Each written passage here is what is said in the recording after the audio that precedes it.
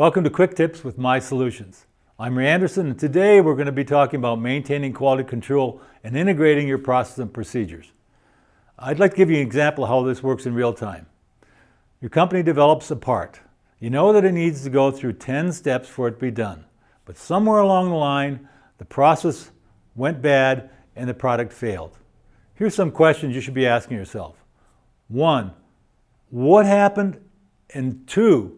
Are you ISO or AS certified? 3. Can you pass a quality control audit consistently? And 4. Is your QC fully integrated with your ERP system? What does it mean to be ISO or AS certified? Well, in short, it means that you have a set of standard operating procedures that your team and the individuals in the business follow every time consistently. That ensures that you have a quality control process. Why is this important? Big businesses like Boeing and others in the Fortune 100 all require ISO or AS standards. And if you want your business to compete, you need to be able to prove that your business follows these standards.